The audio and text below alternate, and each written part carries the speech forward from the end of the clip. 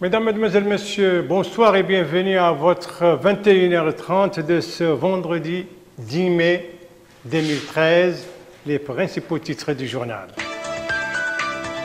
Les énergies renouvelables, première centrale éolienne pour la Mauritanie, ce sera dans un an. Coup d'envoi des travaux hier donné par le président de la République.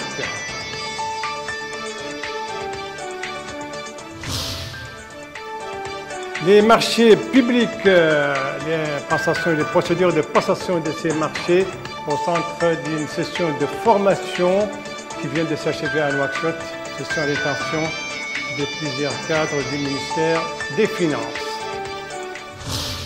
Des attentats suicides, 2 ce matin dans le nord du Mali, bilan 5 kamikazes tués, 2 soldats maliens blessés. Tout cela s'est passé dans la région de Gao. Mais avant de développer tous ces titres, cet appel téléphonique reçu donc cet après-midi par le président de la République, M. Mohamed Ould Abdelaziz, appel téléphonique de son homologue tchadien Idriss Déby, l'occasion donc pour les deux hommes d'État de parler justement des relations bilatérales entre les deux pays, mais aussi de la situation sous-régionale. L'actualité nationale toujours avec la Mauritanie à l'ère des énergies renouvelables. Après le solaire, c'est maintenant au tour de l'éolien. Eh bien, la Mauritanie aura sa première centrale éolienne au mois de mai 2014. Cette centrale dont les travaux ont été officiellement lancés, vous le savez, hier par le président de la République, M. Mohamed Ould Abdelaziz. Coût global du projet, 17 milliards d'ouguiyas. Production donc attendue de cette centrale, 120 millions de kWh, compte rendu Abdelrahman Hamedan. Après la mise en service récente de la centrale solaire photovoltaïque de 15 MW au portail nord de la ville de Nouakchott, un nouveau projet de construction d'une centrale éolienne à Nouakchott vit le jour avec la mise de sa première pierre par le président de la République, M. Mohamed Ould Abdelaziz. Ce projet comporte les ouvrages de génie civil nécessaires, 15 éoliennes de 2,1 MW chacune, réparties sur 3 lignes, pour une puissance totale de 31,5 MW. Les dispositifs de contrôle-commande, les équipements électriques nécessaires au fonctionnement de l'installation, un poste de livraison 33 kV, la connexion au réseau de répartition, longueur totale de liaison de 26 km, un câble souterrain moyenne, tension 33 kV vers les postes Arafat, un câble souterrain moyenne, tension 33 kV vers les postes ouest, des câbles de données à fibre optique. Dans un mot prononcé au cours de la cérémonie de pose de la première pierre, le ministre du Pétrole, de l'Énergie et des Mines a indiqué que la supervision du lancement de ce projet par le président de la République personnellement traduit l'intérêt accordé à ce secteur stratégique en tant que véritable pilier de tout développement économique et social dans notre pays et au rôle de ce projet dans l'accès des populations de la ville de Nouakchott aux services d'électricité à moindre coût. M. Taleb El-Abdival a ajouté que les énergies renouvelables occupent désormais une place importante dans la stratégie de développement durable adoptée par les pouvoirs publics dans les pays, ce qui a fait que le secteur de l'énergie vise, dans le cadre de cette stratégie, à accroître la construction de ces énergies pour la réalisation d'un mix énergétique optimal pour atteindre entre 15 et 20% de la production respectivement dans les années 2015 et 2020. Le ministre a indiqué qu'il est prévu que la production électrique de cette centrale atteigne 122 GW par heure. Le ministre a souligné que ce projet approvisionnera la ville de Nouakchott par une source supplémentaire d'énergie renouvelable, propre, durable et économique et facile d'utilisation techniquement, relevant que l'exploitation de cette centrale contribuera à elle seule à couvrir 20% des besoins de notre réseau en énergie électrique à l'horizon 2015. Il a noté que ce projet constitue un tournant déterminant dans le domaine de l'exploitation des potentialités du pays en sources d'énergie renouvelable et matérialise la politique exécutée par le département sur instruction du président de la République dans le but de mettre le secteur de l'énergie à l'abri des dangers en disponibilisant les services nécessaires aux utilisateurs dans les meilleures conditions du point de vue qualité et réduction des prix. Le projet qui sera réalisé dans un délai d'1 année, il est exécuté par l'entreprise espagnole Elacnor et l'ingénieur conseil et les bureaux belges et la Société mauritanienne d'électricité. Le coût du projet est d'1 milliard d'ouguiyas mobilisés par l'État mauritanien et le Fonds arabe de développement économique et social. Donc pour cette future centrale éolienne, la première en Mauritanie, dont donc, le travail a officiellement commencé hier, pose de la première pierre a été effectuée, vous venez de le voir, par le président de la République et c'est financé dans le cadre de la coopération entre la Mauritanie et le FADES, le Fonds arabe de développement économique et social. Pose de la première pierre qui intervient quelques semaines seulement après l'inauguration de la centrale solaire, celle-là qui se trouve donc dans le nord de Nouakchott et qui est dans le cadre de la coopération entre la Mauritanie et l'État des Émirats arabes unis. Coopération maintenant entre la Mauritanie et l'Union européenne, il en a été beaucoup question hier à l'occasion de la journée de l'Europe. Donc cette journée est célébrée tous les ans le 9 mai. Une journée marquée, comme vous le voyez ici, par une cérémonie organisée par la représentation diplomatique de l'Union européenne, cérémonie en présence du ministre des Affaires étrangères et de la coopération, M. Hamadi Ould-Hamadi, ainsi que d'autres hautes personnalités mauritaniennes, cérémonie qui s'est déroulée donc au siège de la représentation de l'Union européenne. C'était hier donc à Nouakchott et c'était l'occasion pour l'ambassadeur délégué de l'Union européenne, M. Hans-Georg Gestenlauer, de rappeler le sens de cette journée européenne et de parler bien entendu aussi, de faire le point sur la coopération entre l'Union européenne et la Mauritanie. En dépit de la crise en Europe, l'UE et ses citoyens ont continué à se montrer solidaires avec nos partenaires extérieurs.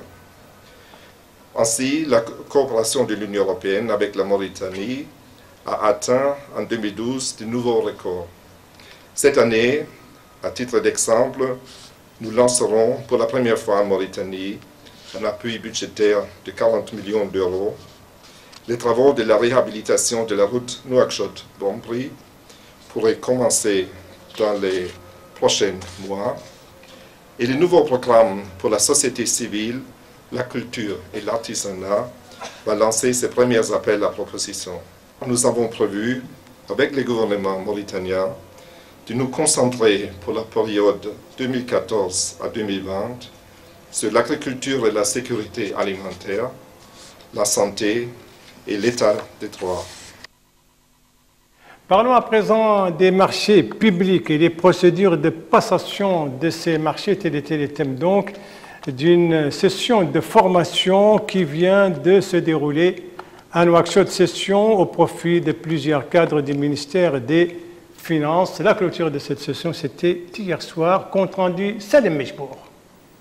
La cérémonie de clôture de cette session de formation sur les procédures de passation des marchés publics a été notamment marquée par une allocution prononcée par le directeur général de l'autorité de régulation des marchés publics. M. Ahmed Salem Ould-Tabar devait souligner l'intérêt de la session qui entoure dans le cadre du processus de vulgarisation des techniques de préparation, d'examen, études, de sélection et mise en forme des dossiers relatifs aux procédures de passation des marchés publics. Objectif, rehausser le niveau de tous les intervenants. Des attestations ont été remises au terme de la cérémonie au cadre du ministère des Finances qui viennent de bénéficier du programme de formation de l'autorité de régulation des marchés publics. Un programme destiné à inculquer les notions de transparence au personnel concerné par les marchés publics de tous les départements ministériels et autres structures de l'État.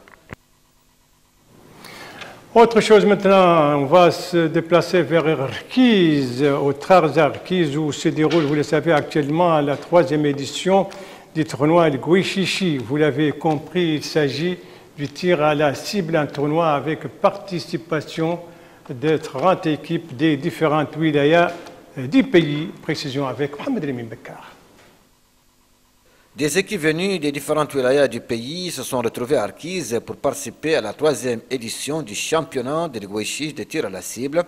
Le Gouichich, pour ceux qui ne savent pas, c'est cette localité non loin de Nouakchott qui a vécu l'une des premières batailles contre l'entrée du colon dans le pays.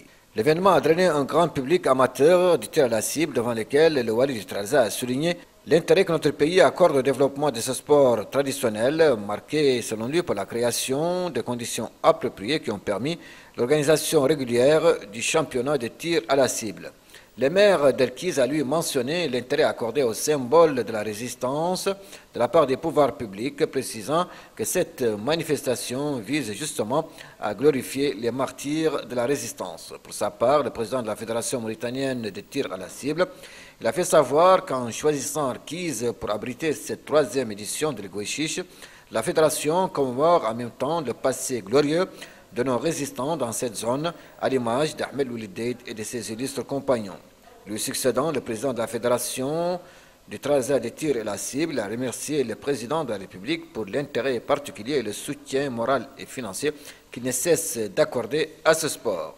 Enfin, des intervenants ont loué les efforts consentis par le département de la culture et des sports au développement et à la promotion du tir à la cible.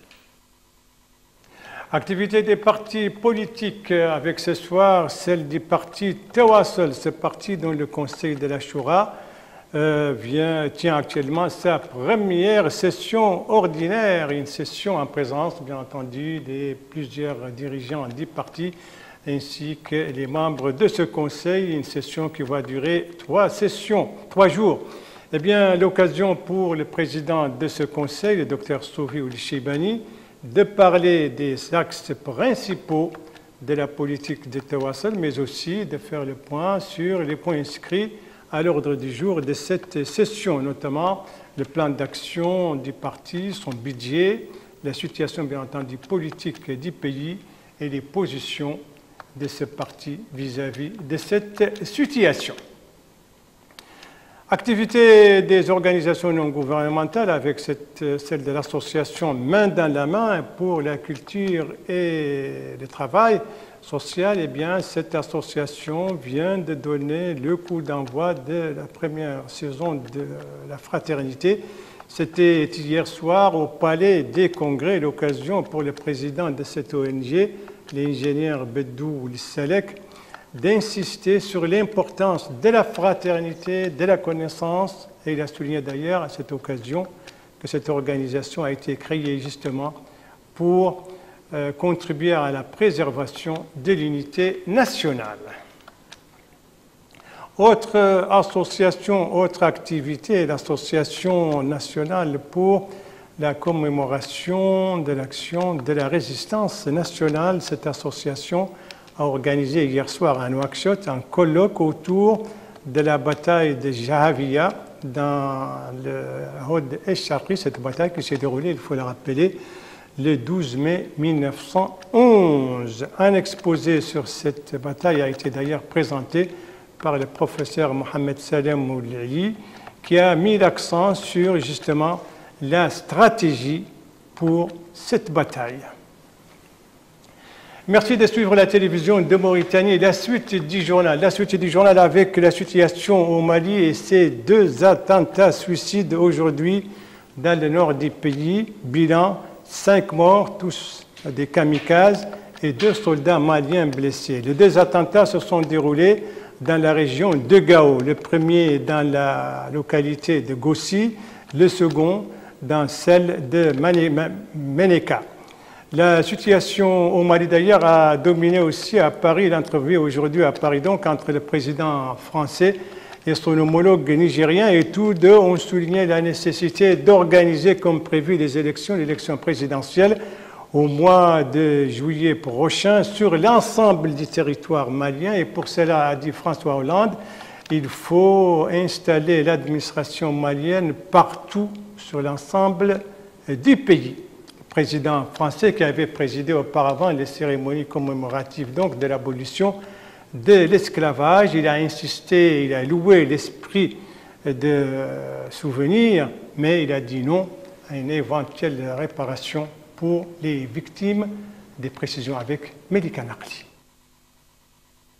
Ce 10 mai commémore la Journée nationale des mémoires de la traite, de l'esclavage et de leur abolition, marquée à Paris par la visite par le président français François Hollande du parcours mis en scène par le metteur en scène Luc Santé-Loire, retraçant l'histoire de la traite négrière, ses souffrances et la lutte pour l'abolition.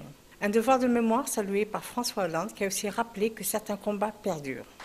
Le racisme est là, et lui, il n'est pas mort. Il prend d'autres formes.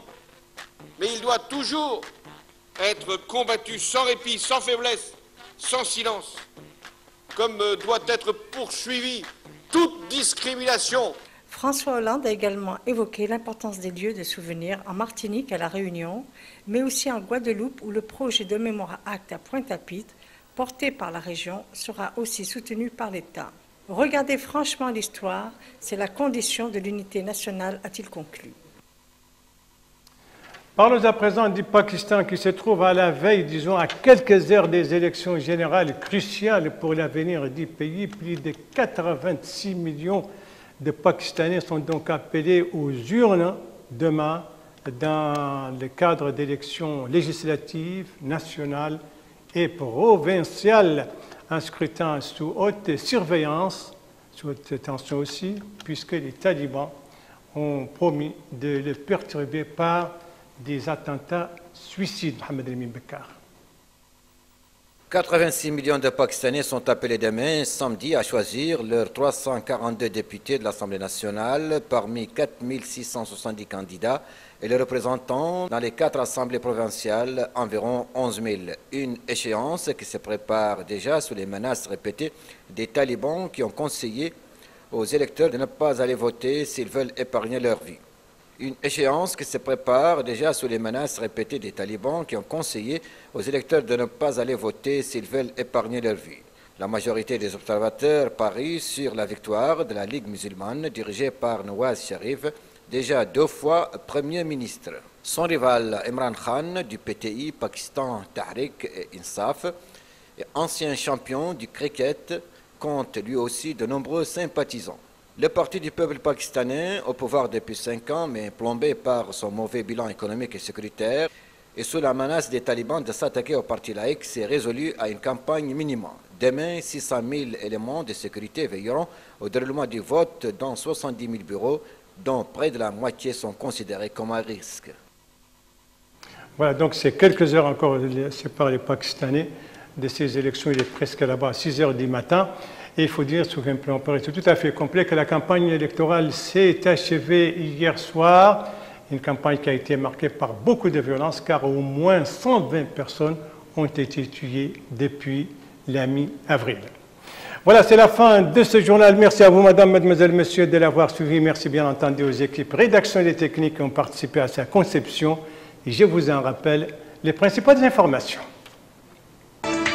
Ici, c'était hier, le président de la République procédait à la pose de la première pierre de la première centrale éolienne mauritanienne, une centrale qui doit être en service d'ici le mois de mai 2014.